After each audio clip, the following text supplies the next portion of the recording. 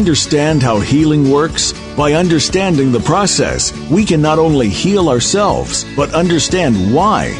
Welcome to the Healing Power Hour with host Suzanne Hill. In our program, we will show you the healing modalities and approaches that you can use to heal yourself, no matter the illness or the symptoms. Now, here is your host, Suzanne Hill.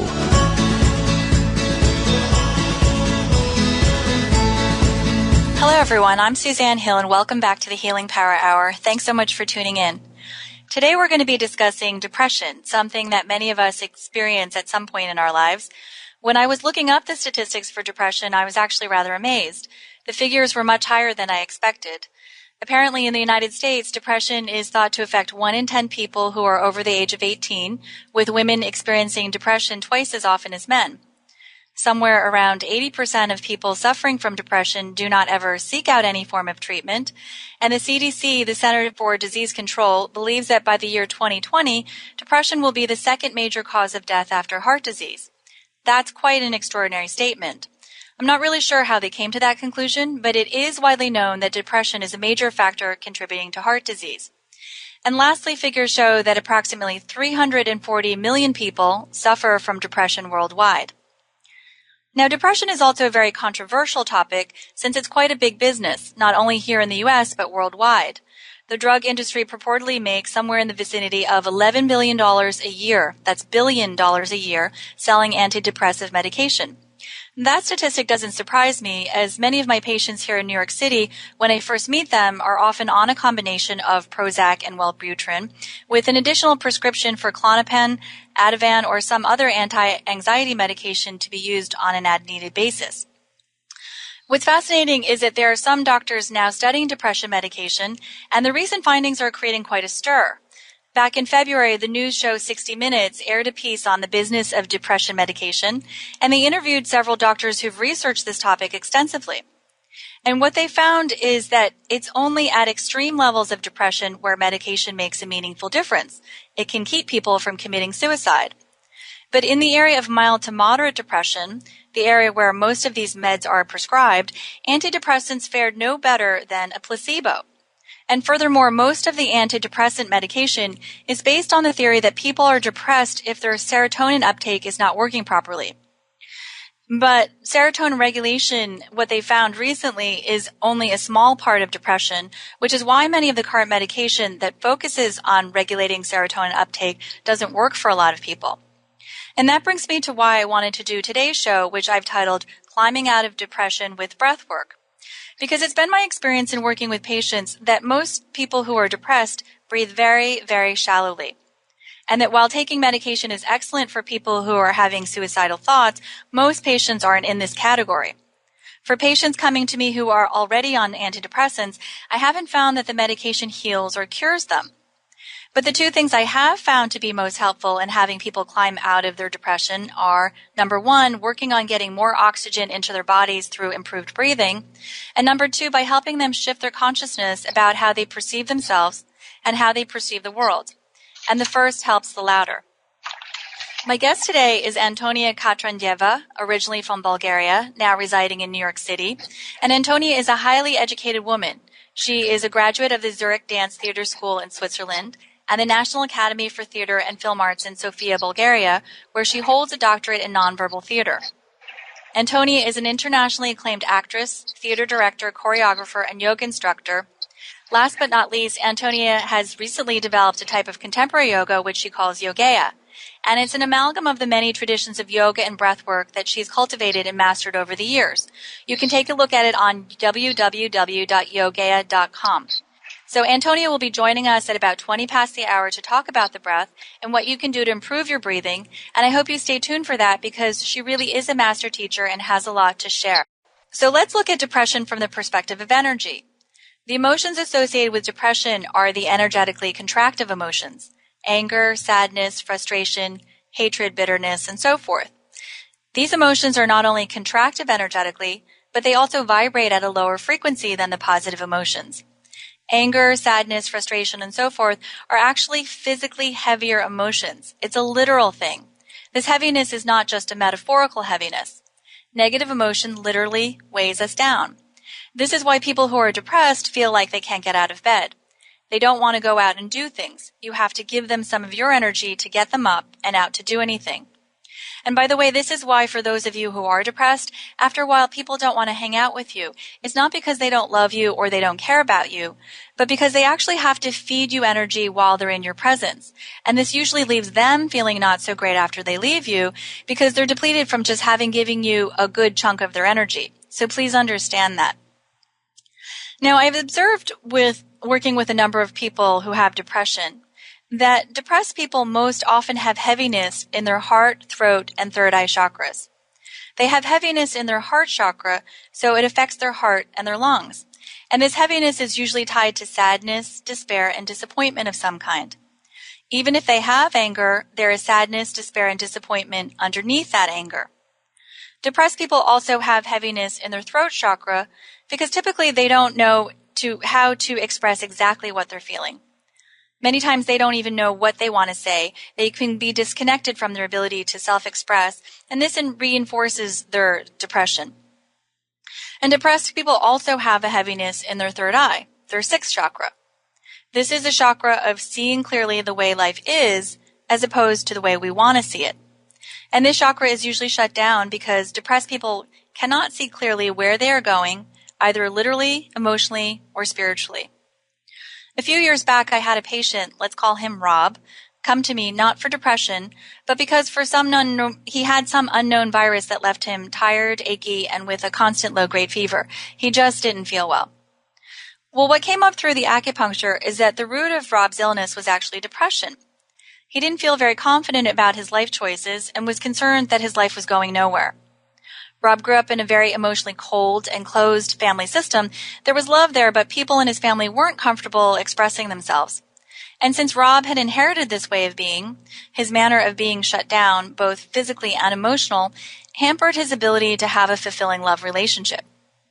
So when Rob first came to me, he was worried that he was actually dying, but that the doctors just hadn't figured it out yet.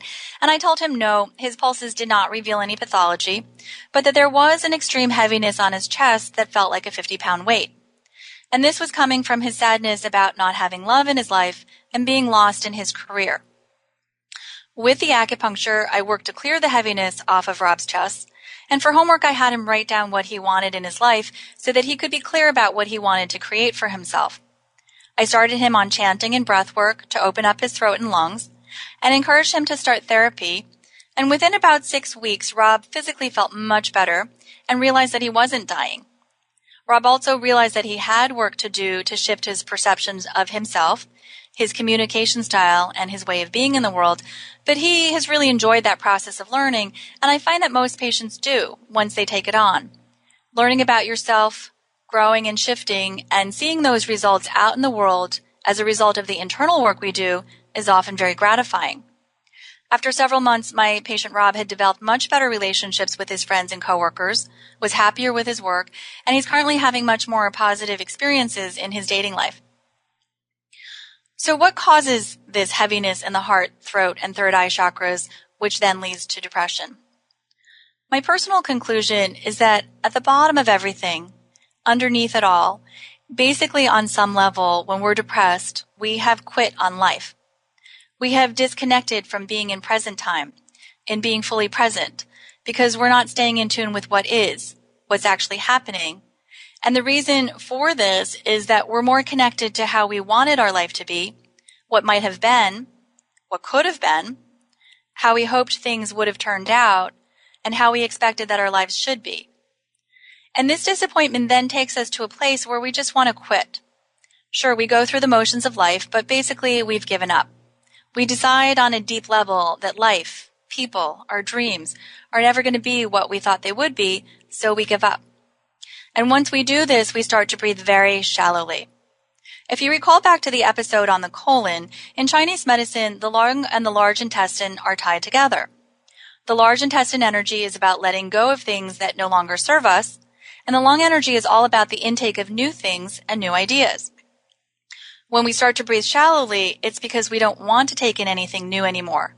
It feels too exhausting or overwhelming to take in anything new, and everything seems to be a struggle. It's hard, it's brutal, and the pain is very real. For sure, taking pills seems like the easiest route to climbing out of our black hole, to getting beyond our struggle.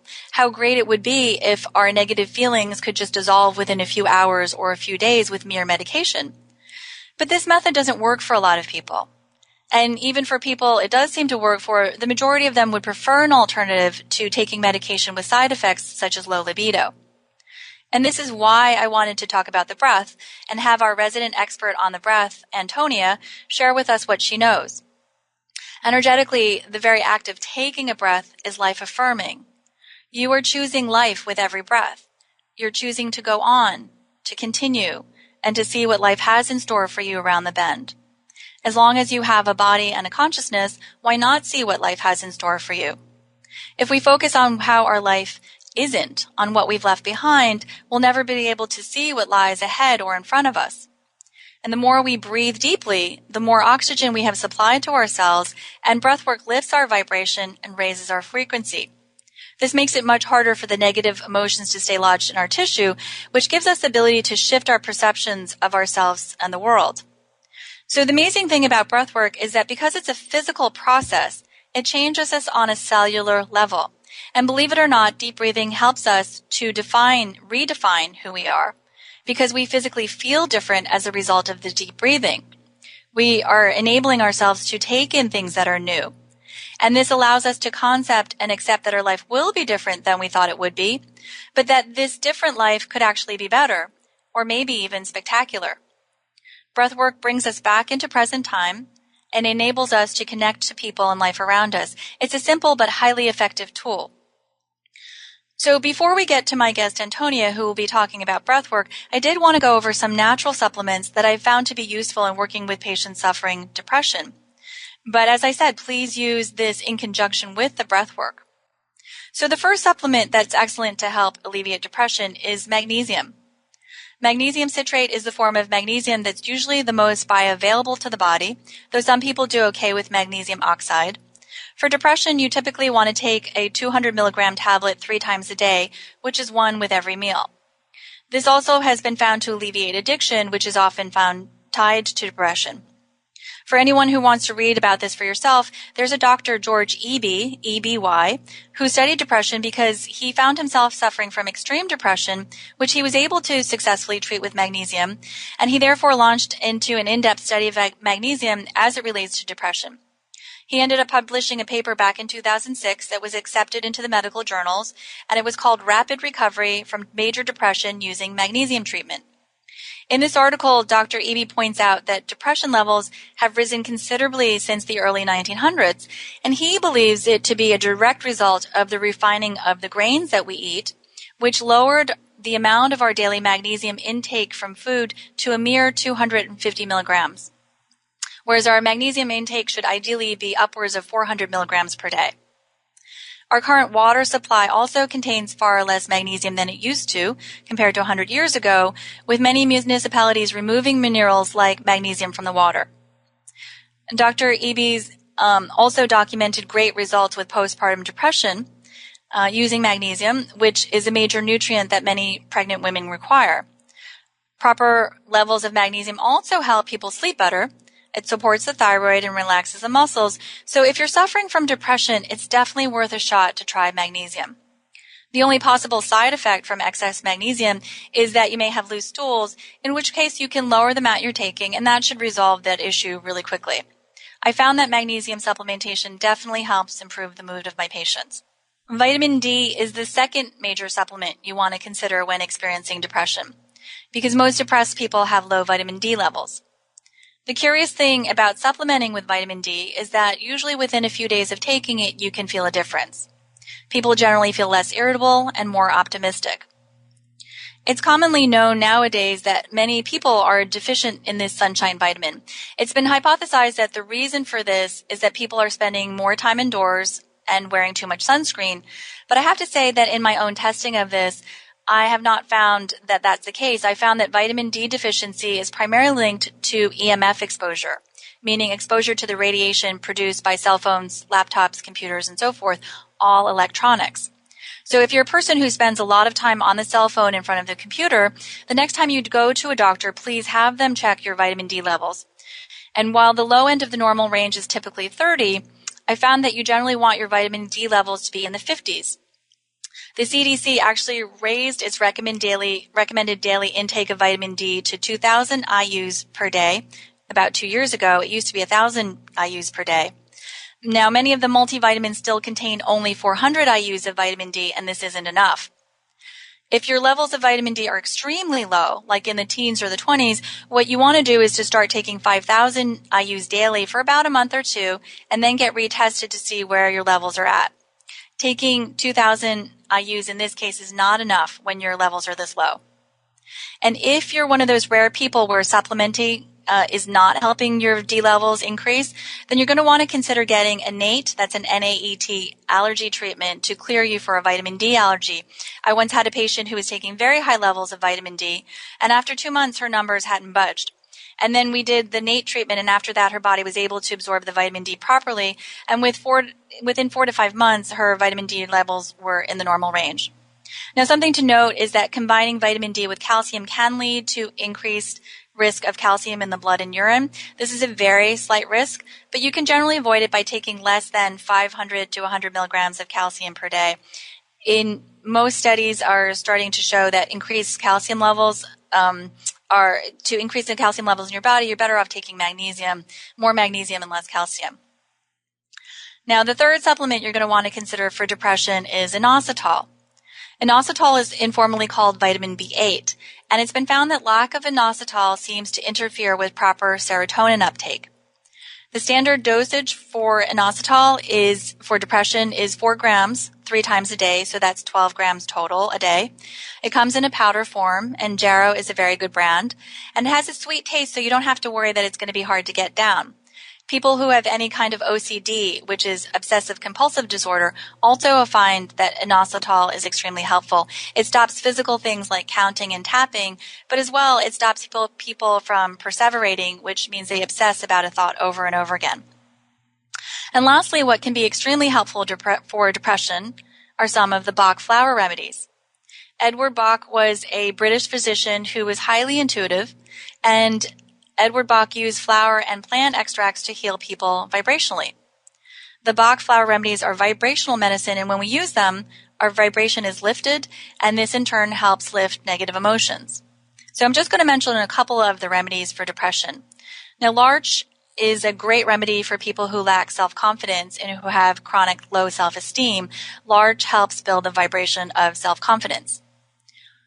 Gorse is a second Bach remedy that's great for depression. That's spelled Gorse.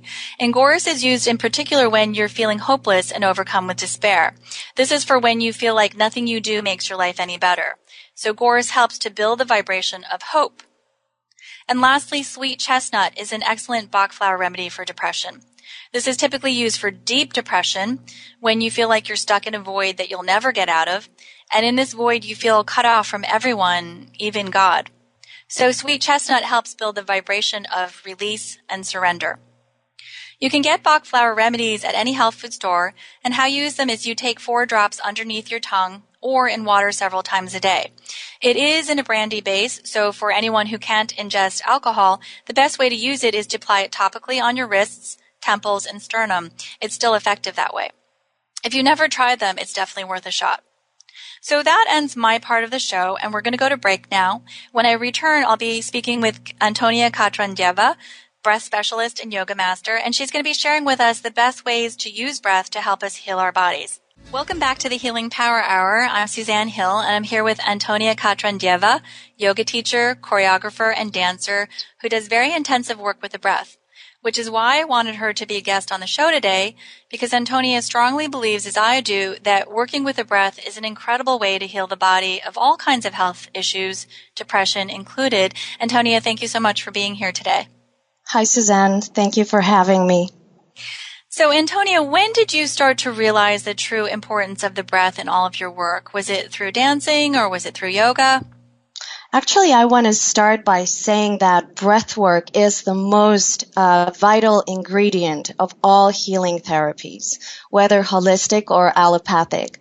And I started my yoga practice when I was 21. I was at grad school. I was trying to juggle too many educational programs and platforms. I was extremely stressed, overworked. I couldn't sleep at night. I had terrible migraines. And I thought that yoga would be the only way to help alleviate all these terrible pains and aches in my body and in my mind. And when I started doing yoga, what mesmerized me was the effect of the breath work. So I literally got into breath work through yoga. And I want to say that breathing and the breath body is one of the 5 main subtle bodies that interpenetrate the physical body. So when we start to breathe and get our breath deeper, extended to the lower abdomen, so we can have this full breath from the lower abdomen to the crown of the head, we notice that our creative power starts to ignite and the creativity starts to unleash, not only on the physical level, but on the subtle level. So most people use only about 40% of their lung capacity. They breathe, as you said, very shallowly, and the breath actually never gets to the lower abdomen, where it naturally should reside. Instead, it gets stuck in the ribs. So they feel anxious or depressed, they feel angry, and this is what causes a lot of migraines and insomnia, depression, and also high anxiety attacks. What happens is that the adrenal glands start to over-secrete hormones, and the stress levels hike up the roof. So the best way to alleviate that is to actually start extending the breath, focusing on widening the space between the inhales and the exhales. There are many different techniques in yoga to actually achieve this, but the best way is to start simply by observing the breath and noticing what the particular breath patterns are. And in most people, they won't be able to even get their breath to the lower abdomen. It's going to be stuck somewhere in between. And I remember once I started breathing and sort of uncoded the information that was cellularly coded in my cells through breath work, my body not only became more flexible, but my mental capacity enhanced. And I could sleep at night without needing tranquilizers, and my depressive moods disappeared. I felt centered and anchored fully in my life purpose. So I think it was a very important start for me, and I had a couple of students right away that were very benefited by breath work. Now, how much time a day were you spending working on your breath? Well, at least 30 minutes for the breath work and then another hour for the yoga practice, because breath work really takes time to harness. You're moving into the energetic body, into the subtle body where all the chakras are contained, and you want to ignite and activate each chakra one by one until you reach the crown of the head.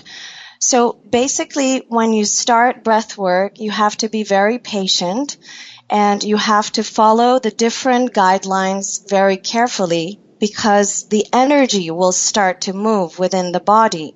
And sometimes when the energy of awareness starts to penetrate and pierce through the energetic knots in the body, dizziness may occur or some other effects that you are not familiar with. So pretty much I would say 30 minutes to start from, and then extending that into an hour.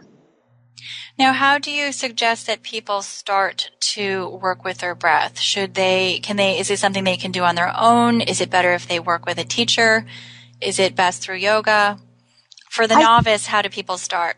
Yeah, I think for the novice, it's important to have a teacher. That's the best way, because you have personal instruction on the scene, but it's also a good way to work with good quality yoga videos that carefully instruct the breath.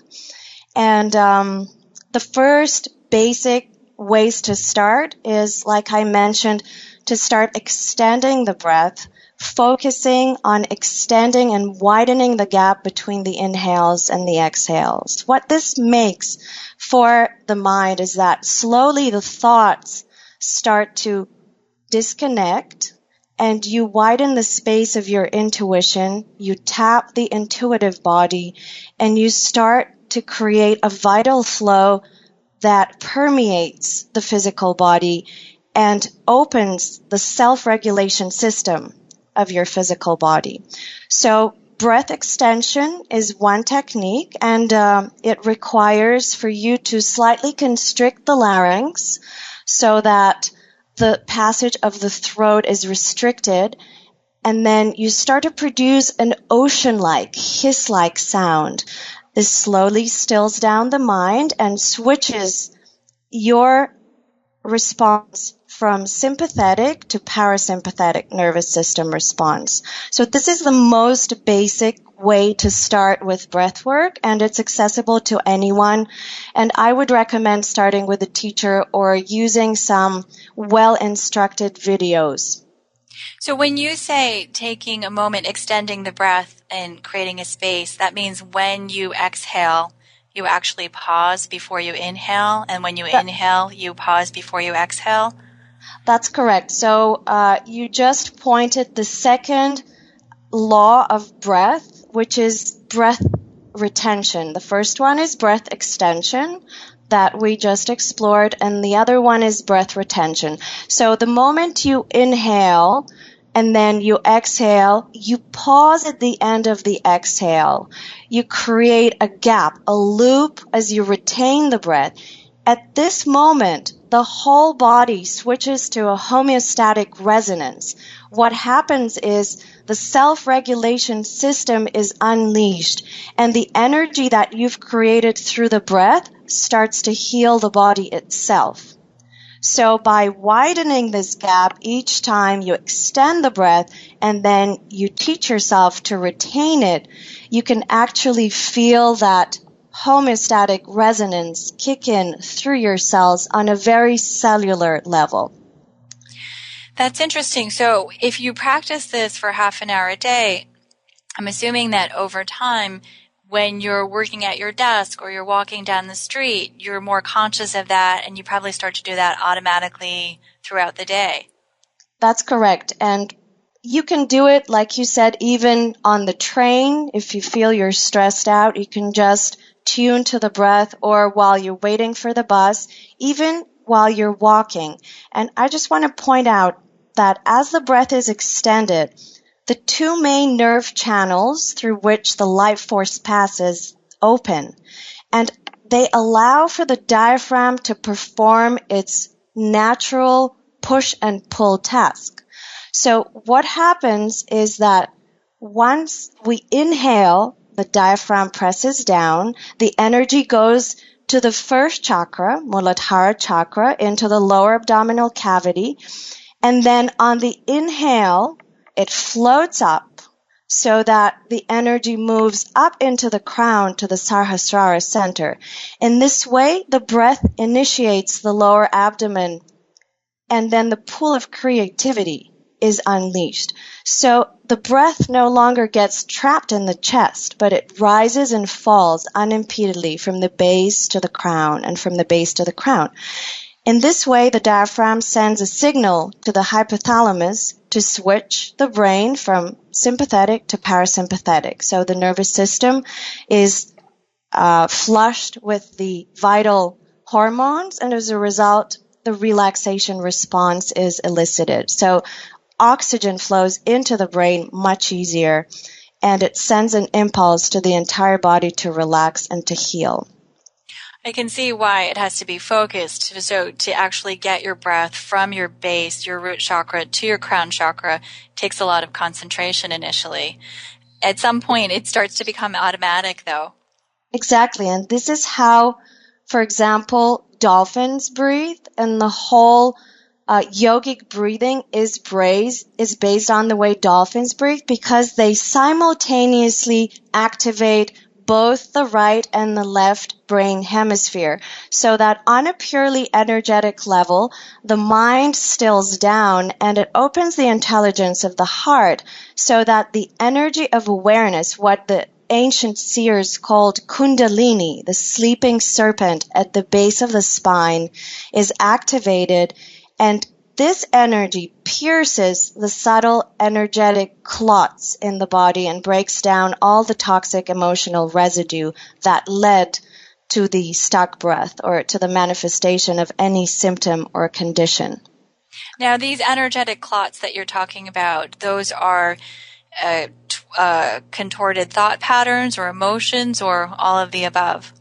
That's correct. They are coiled beliefs. They are entangled emotional and mental patterns that are coded on a deeply cellular level. And they're always there until you pierce them with your mindful energy or the energy of creativity and awareness. So while you do that, you're actually cellularly deprogramming the body and training the mind through creative visualization and focused breath to access the deep cellular memory of the body's archetype. And so in this way, any outdated karma or clogged beliefs, judgments, fears, doubts, insecurities can dissipate. And the blueprint, the energetic, you're talking about also getting to that energetic blueprint, the matrix, that should be clear on everyone. There is a clear print that's free of all this constriction, I assume. That's correct. That's our blueprint authenticity or the source code. And it manifests and it's expressed only if we can get our breath to the lower abdominal cavity and even lower so we can sit into our diamond belt, what the yogis called. So once we activate that energetic pool of creativity and archetypal awareness, we can really tap into the authenticity of our being. And this is very important because the first chakra and the second chakra, which is the seat of sensuality and sexuality, are directly linked to the third eye and the throat center. Once the energy of awareness starts to move up the spine, the throat center unleashes the creativity through the voice. So breath work is highly important, and coupled with chanting and mantras and the proper physical exercise, asanas, you get the integral way to let the body unleash its wisdom and heal itself. You make it sound so easy. Yeah. Now, there are many kinds of breath work. The breath work that you use, is it primarily from yoga? Is it from any of the self-designated breath specialists like Stanislav Grof, or is it from somewhere else? I'm so glad you mentioned Stanislav Grof because he was actually the first person who adapted the yoga breathing techniques to the needs of the contemporary individual. And what his holotropic technique represents is actually a hyperventilation method that is practiced in pairs where one person goes into a hyperventilation state while the other person, his mirror or his witness, is guarding the whole process and making sure that this hyperventilation does not lead him to losing his consciousness or fainting. What's interesting about the hyperventilation technique that Grof has adapted for the present day and the present individual is that it opens the third eye and it allows the divine intelligence to flood the cells so that clear vision ensues. This type of healing is optimal when treating long-lasting limitations or outdated karmic diseases in the person's electromagnetic field. I have been using and developing different techniques from yoga, and I've come up to design a package of 7 types of breathing practices that also stem from the Kundalini or the Yoga Laya tradition. And the first breath is the pacifying breath, and I think it's extremely powerful for people who suffer from anxiety or depression. What happens in the pacifying breathing is that we're slowly alternating the flow of air, stimulating both the left and the right brain hemisphere, and in this way eliciting the parasympathetic nervous system response, so the body starts to heal itself. So this is one of the most efficient, and we could talk about the rest if you'd like. Sure. We have to go to break. This is really fascinating. We want to go to break, but stay with that thought. And when we come back, we can pick right where we left off. Thank you, Antonia. Hi, this is Suzanne Hill. Welcome back to the Healing Power Hour. I'm here with Antonia Katrandieva, yoga teacher and breath expert. When we left off, we were talking about the 7 different kinds of breath. Antonia, I would love for you to pursue that line of conversation. Yes, Suzanne, thanks. So we started with the pacifying breathing that we said really heals the nervous system. And the second one on the list is the cooling breath. It is the pressure regulating breath, and it is a very interesting blend of inner motive breathing. So your inner motive crystallizes through that breathing. What physically happens is that you inhale through a very narrow tube that you form with your tongue. And then as you roll your tongue on the roof of the mouth, you retain that breath that you've extracted from your emotive pattern. You hold it there, and at the same time, you bring your chin to your chest. In this way, you're locking the center that is responsible for your authenticity or your voice.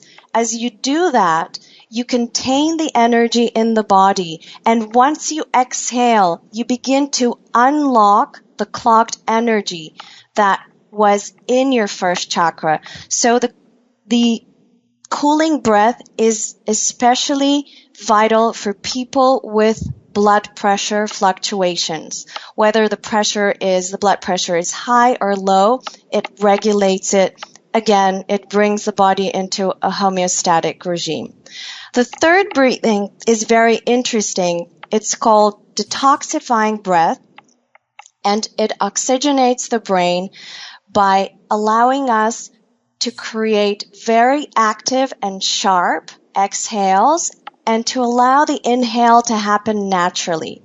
In this way, we release all the toxic residue from the lower abdominal cavity while oxygenating the brain and detoxifying on a deep cellular level.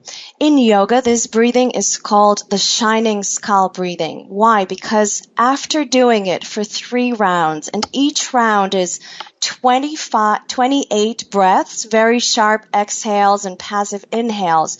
As you do 3 of these 28, you then focus on the energy that envelops your body, which is your aura, and it begins to have a glow, a shine. So shining skull breath is extremely beneficial for anything that you want to cleanse from your system. And it's excellent to do in spring couple with some detoxifying and purifying foods that you want to take, or some routines that will boost the detoxification processes in the body. Now, the next technique is the homeostatic technique. This is the 4th breath? Yes, that's the 4th breath, correct. Before you go on, can I just ask you, when you're talking Sure. about these 7 breaths, do they have to be done in order, or can you do them randomly once you learn them? Not at all. You can really pick what breath is right for you at the moment of, developing your practice. So whatever makes sense for you to do. For example, the pacifying breath is excellent for nighttime before going to bed. It really gets you into a sleepy mode, and you never need any tranquilizers. The cooling breath is good for the day when you feel that your blood pressure is hiking up and the cortisol levels are extremely high. So that will bring your body into a nice balance. And the detoxifying breath is great somewhere in the afternoon when you want to flush toxins away from your abdomen. So when we now introduce the homeostatic breath, I want to say that this is a very balanced breathing that requires also gestures known in yoga as mudras, some chants, as well as breath work. And it's usually done in a cycle of 4 inhales and exhales. With that, a special chant is uttered or sung, and at the same time, the arms move in fluid circular motion to envelop the body with prana or life force. So this is the homeostatic breathing. And then we move to the next one, which Stanislav Grof explored in his transpersonal psychology, and it is the hyperventilation breathing, also known as trance breathing. What happens here is that you're lifting your shoulders sharply to the ears and dropping them abruptly down. As you lift the shoulders on the inhale, you gaze at your third eye. As you drop the shoulders down, you contract your anus and you contract the abdomen to contain the energy in the body.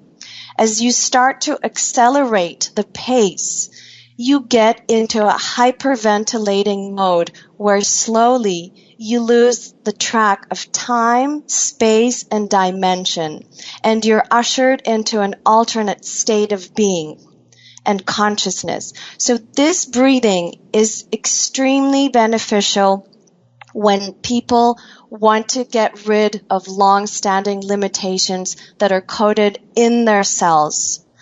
So it's part of cellular deprogramming. And this type of breathing should be practiced with a practitioner guiding the student. And then we have one more type of breath, which is the embryonic breathing.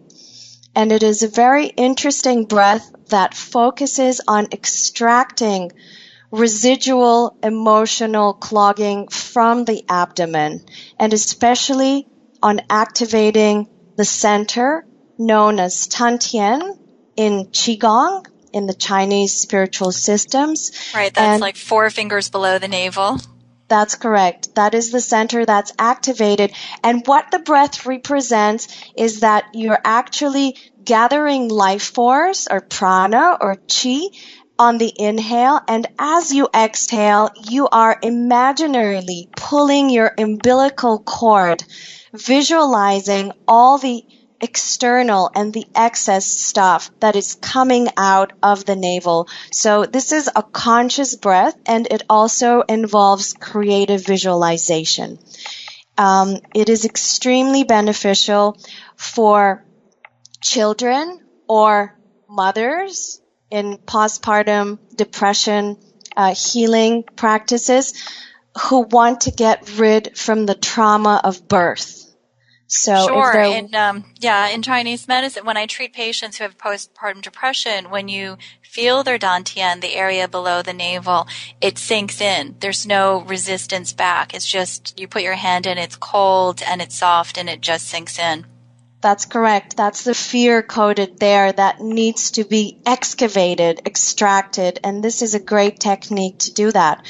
And last but not least, there's a creative breathing, which is a blend of different arm movements and abdominal contractions that activates this dormant serpent kundalini and allows creativity, as the Hindus called Shakti, to travel to its celestial consort Shiva at the very center of the third eye. So what happens in this creative breath is that we are activating the seat, the pool of creativity through these very sharp contractions of the abdomen and the mudras with the hands that help contain this energy, and we're unleashing creativity. We're helping the individual express him or herself creatively. So I just want to say that all these breathing techniques come from the ancient system of yoga, Kundalini Yoga, are also known as Laya Yoga, and have been adapted for the contemporary individual. And one more thing here with the issue on depression. Depressed people should be doing detoxifying and rejuvenating breathing techniques that will focus on breath extension, breath retention, and also a series of tapping exercises that will help them awaken the body on a cellular level. So this is very important. This is all very fascinating. I'm trying to follow it in my mind, and some of it I can, some of it's beyond me. Do you have any videos that people can look at, or is this, or hopefully you have something in creation that you're starting to work on? Yes, we're working on videos. We have our video channel on Yogea, YOGEA, blogspot.com, where you can follow different yoga routines that are either targeted or well-rounded, and all of the above mentioned breathing techniques with creative visualizations and meditations paired with them. So you can just tune to this blog, and now we're building a website, and we're working on producing more videos that will help people introduce themselves to these ancient techniques. But most importantly, we are adapting these techniques for the needs of the contemporary person who lives in such an overwhelmingly high-paced environment, has no time to practice, has always thousands of excuses why he can't practice. So all these videos help us actually put yoga into context and practice all these wonderful ancient techniques, but adjust them to our needs today. That's fantastic. So for the listeners, www.yogeablogspot.com. Is that what you said? That's correct. That's correct. Okay, great. I wanted to ask you a question. We're going to wrap up soon, but what kind of breath work? You mentioned anxiety, and I know this is a topic of depression, but I wanted to touch upon anxiety because the issue I see with anxiety in patients is that the stress does exist on this cellular level, and these people become anxious before they even realize it's happening. They don't know why. It's unconscious and beyond their control. Some of these people, when they do breath work, they're still even anxious in the breathing. Now, is it something about the pacing of the breath that enables this anxiety to be released from the cellular tissue? That's very interesting, because with anxious people, like we mentioned priorly, they can never actually get their breath to start from the lower abdomen. It's trapped in the chest because their pace is very high. They get a very high rate of cardiac. Some people have tachycardia where, they start creating very, very high blood pressure. So it's important to focus on pacifying breathing techniques with them. And the best one is alternate nostril breathing, also known as Nadi Shodhana Pranayama.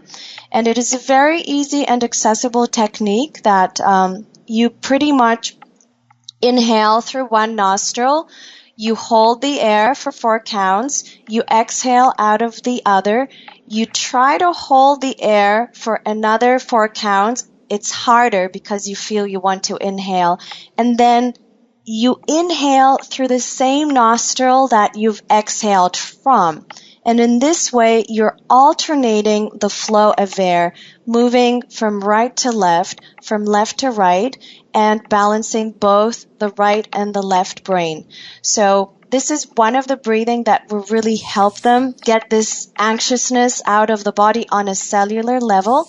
And the other one is the detoxifying breath, which we mentioned, Kapalabhati, with the sharp exhalations that you focus on and the passive inhalations. And I would say for anxious people, inversions coupled with a pranayama technique, a breath technique, will do them really good because they will not only decode the fear or the anger or the anxiety on a cellular level, but they will also shift perspective, and they need to do that as they stimulate the circulation throughout the body.